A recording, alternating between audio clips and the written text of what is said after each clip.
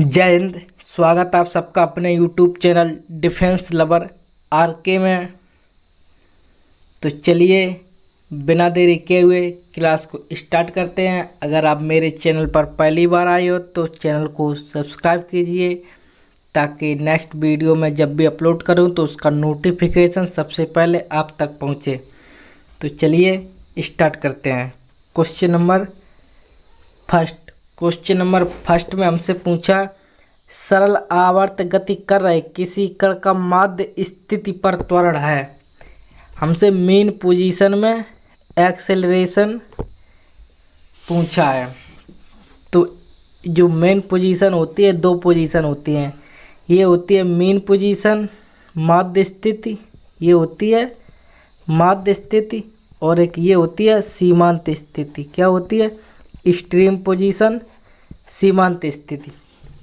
अगर यहाँ एक्सेलरेशन पूछेगा इस पॉइंट पर तो यहाँ एक्सेलरेशन तो होता है 0, लेकिन अगर सीमांत स्थिति में एक्सेलरेशन पूछा तो यहाँ एक्सेलरेशन होता है मैक्सिमम।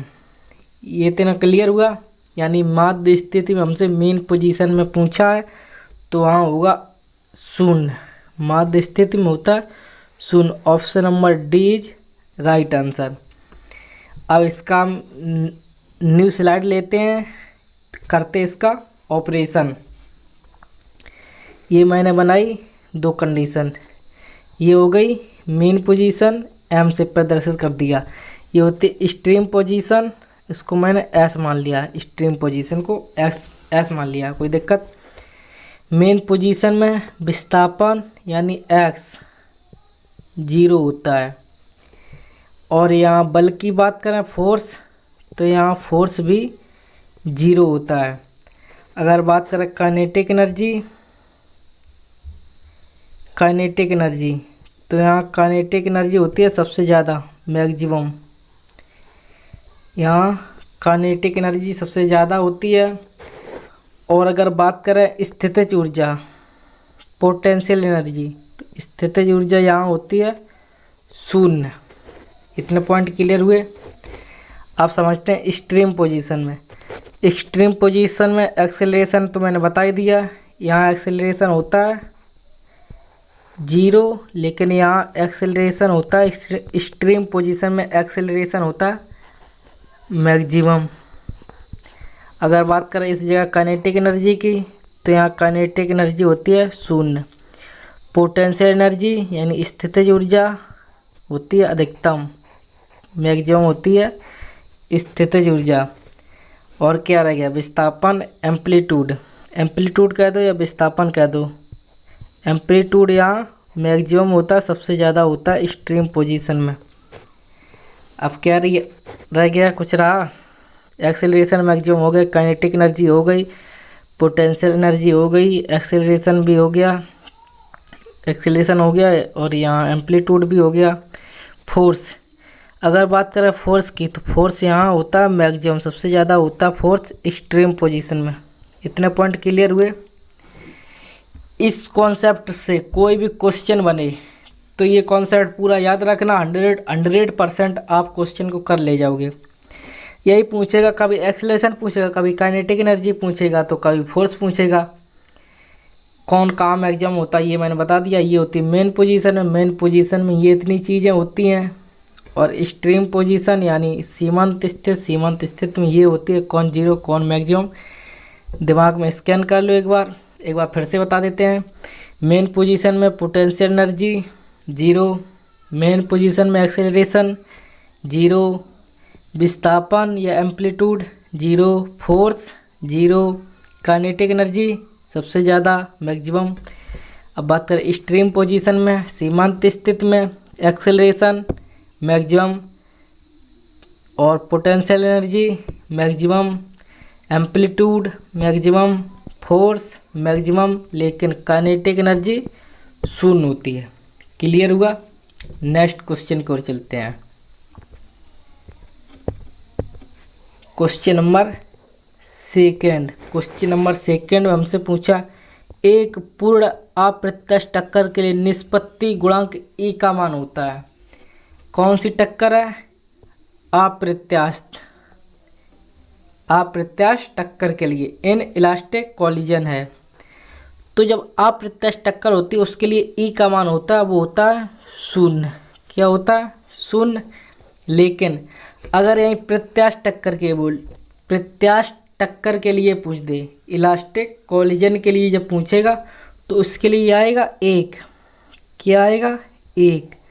ये होती है इलास्टिक यानी पूर्ण प्रत्याश टक्कर के लिए। पूर्ण प्रत्याश टक्कर के लिए होती है एक। क्लियर हुआ? नेक्स्ट क्वेश्चन देखते हैं। क्वेश्चन नंबर थर्ड पूछा, यदि म्यूएस, म्यूके तथा म्यूआर क्रमशः स्थैतिक घर्षण गुणांक, सर्पी घर्षण गुणांक तथा लोटनिक घर्षण गुणांक हों तब। तो इसका जो कॉन्सेप्ट होता है सबसे कम होता है म्यूआर। क्या होता है? रोलिंग फ्रिक्शन सबसे कम, उससे ज़्यादा होता है काइनेटिक फ्रिक्शन, फिर उससे ज़्यादा होता है स्थैतिक फ्रिक्शन। यानी सबसे कम जो होता है वो होता है रोलिंग घर्षण गुणांक, फिर होता है गतिक घर्षण गुणांक, फिर होता है स्थैतिक घर्षण गुणांक। स्थैतिक घर्षण गुणांक होता है सबसे ज़्यादा और लोटनिक घर्षण गुणांक होता है सबसे कम। तो ये रिलेशन देख लो, सबसे ज़्यादा mu R, mu K, mu S. Option number C is right answer. Clear हुआ? नेक्स्ट क्वेश्चन, रॉकेट की गति किसके संरक्षण के सिद्धांत पर आधारित है? जो रॉकेट की गति है वो कौन से संरक्षण पर आधारित है? तो रॉकेट की गति रेखीय संवेग संरक्षण के आधार पर होती है। रेखीय संवेग संरक्षण के आधार पर, लीनियर मोमेंटम के कंजर्वेशन के आधार पर की जाती है। क्लियर हुआ? Next question, question number fifth में पूछा, वे भौतिक राशियां कौन सी हैं जिनकी विमाएं समान नहीं है? यानी हमसे वो डायमेंशन पूछी है जो इक्वल नहीं है। चाल और म्यू नॉट अपसाइलेंट नॉट। तो ये तो फॉर्मूला आपने पढ़ा होगा, C बराबर 1/√μ नॉट अपसाइलेंट नॉट। तो ये तो प्रकाश के वेग के बराबर है। बिल्कुल सही बात है, पहला ऑप्शन सही हो गया। दूसरा, बल आघूर्ण और कार्य बिल्कुल सही है। कार्य होता है कार्य तो पता होगा, लेकिन बल आघूर्ण टॉ बराबर होता है F/d। क्या होता है? टॉ बराबर होता है F/d। इससे निकालेंगे तो कार्य के कॉल आ गई। बिल्कुल सही बात। संवेग और प्लांक नियतांक, संवेग होता है P बराबर होता है mv और प्लांक कांस्टेंट का यूनिट होता है जूल इंटू सेकेंड। ये होता है प्लांक कांस्टेंट h का यूनिट। तो ये इक्वल नहीं है, ये निकालेंगे तो आएगा, क्या आएगा? mL/t-1। लेकिन इससे निकालेंगे जूल, यानी आएगा mL⁻², T⁻⁻²। ये यानी ऑप्शन गलत हो गया, सी नंबर। तो हमें तो रॉन्ग ऑप्शन ही ढूंढना था, समान नहीं है। तो ऑप्शन नंबर जो सी है वो राइट आंसर। प्रतिबल और अंग प्रत्यास्थता गुणांक बिल्कुल भाई हैं। क्लियर हुआ? ये भी राइट है। नेक्स्ट क्वेश्चन नंबर 6 देखते हैं। क्वेश्चन नंबर 6 में क्या पूछा? दो तरंगों का तीव्रताओं का अनुपात 1:16 है, तो उनके आयामों में अनुपात होगा। इनका जो रिलेशन होता है वो होता है I प्रोपोर्शनल A स्क्वायर। जब हमसे आयामों में अनुपात पूछा है तो हम निकालेंगे आयाम का अनुपात, तो आएगा A∝I। इतना समझ में आया? अगर इससे हम A1 A2 निकालें, A1/A2 बराबर √I1/I2 आएगा। कोई दिक्कत हुई? इससे सॉल्व करेंगे तो 1 का अंडर तो 1 आया, अनुपात 16 का अंडर लेंगे तो क्या आया? 4 आया। 1:4 कहाँ है? Option number B is right answer. Clear हुआ? नेक्स्ट क्वेश्चन, किसी निकाय का संवेग संरक्षित रहता है? हमसे पूछा संवेग संरक्षित कब रहता है। ये ऑप्शन दिए इनमें से तुलना में कब संरक्षित रहता है। एक हमेशा कभी नहीं, जब तक निकाय पर कोई बाह बल ना लगे, इनमें से कोई नहीं। एक फार्मूला हमने बताया था, F बराबर बताया था dp अपॉन dt, ये तो खूब फार्मूला पढ़ा होगा। अगर हम बाह बल ना लगे यानी बल को यदि हम शून्य कर दें, कांस्टेंट कर दें, तो क्या आया, 0 बराबर dp अपॉन dt, इसका गुणा होगा 0, तो क्या है, p बराबर क्या आया, p बराबर कांस्टेंट आ गया, p बराबर शून्य मतलब कांस्टेंट, p बराबर कांस्टेंट आ गया, तो यानी संवेग संरक्षित हो गया। तो क्या है, ऑप्शन नंबर जो मेरा सी है वो राइट आंसर है। अगर आपको कहीं भी कोई भी प्रॉब्लम हो रही हो, समझने में प्रॉब्लम हो रही हो, या फिर क्लास लंबी हो जाती है, तो आप कमेंट करके बताओ, हम क्वेश्चन थोड़ा स्पीड में करा देंगे। यानी हम जो ज़्यादा जो बताते हैं एक्स्ट्रा क्वेश्चन वो नहीं बताएंगे, तो क्लास थोड़ी छोटी हो जाएगी। जो भी आपका सजेशन हो वो हमें कमेंट सेशन में ज़रूर बताएं। ओके, नेक्स्ट क्वेश्चन देखते हैं। क्वेश्चन नंबर 8, एक जर्मेनियम क्रिस्टल अर्धचालक में कौन सा बंधन होता है। हमसे अर्धचालक में कौन सा बंधन होता है ये पूछा है। जो जर्मेनियम क्रिस्टल है, जर्मेनियम होता है अर्धचालक, और अर्धचालक में जो बंधन होता है वो होता है सहसंयोजी बंध, सहसंयोजी बंध। अगर एक कंडक्टर के लिए पूछ देता, यानी चालक के लिए, ये तो है सेमी कंडक्टर, अगर चालक के लिए पूछ देता यानी कंडक्टर के लिए, अगर कंडक्टर के लिए पूछता तो वो होता धात्विक बंध, धात्विक मेटालिक बंध होता। अगर पूछ दे कुचालक के लिए, तो कुचालक के लिए जो बंध होता है वो होता वंडरवाल, ये होता इंसुलेटर के लिए। ऑप्शन नंबर जो सी है ये होता इंसुलेटर के लिए। क्लियर हुआ। Next question, question number next है 9, यदि आपतित प्रकाश की तीव्रता बढ़ा दी जाए तो प्रकाश की विद्युत धारा बढ़ जाएगी, प्रकाश विद्युत धारा कम हो जाएगी, उत्सर्जित प्रकाश इलेक्ट्रॉनों की गतिज ऊर्जा बढ़ जाएगी, उत्सर्जित प्रकाश इलेक्ट्रॉनों की गतिज ऊर्जा घट जाएगी।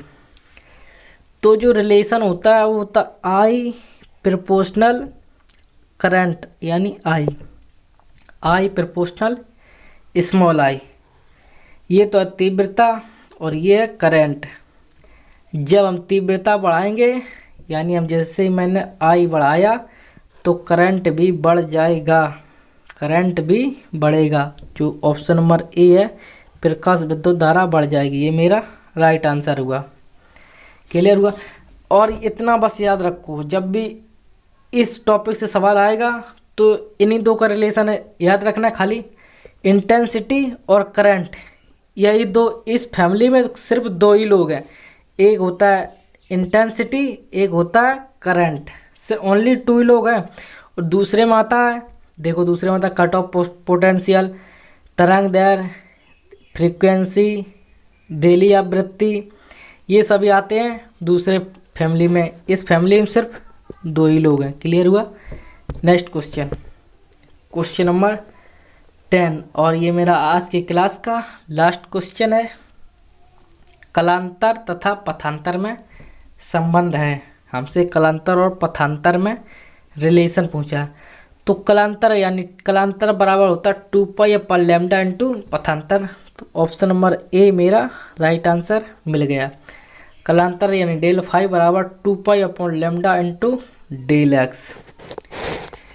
तो आज के लिए बस इतना ही रखते हैं। अगर कोई भी प्रॉब्लम हो रही हो क्लास को देखने में, समझने में, समझ में ना आ रहा हो तो मुझे कमेंट करके बताओ। जहाँ भी कोई भी प्रॉब्लम हो रही हो तो मैं उसको सॉल्यूशन आपको दूंगा जहाँ तक बनेगा। तो चलिए बिना देरी किए हुए क्लास को समाप्त करते हैं। जय हिंद, जय भारत, वंदे मातरम।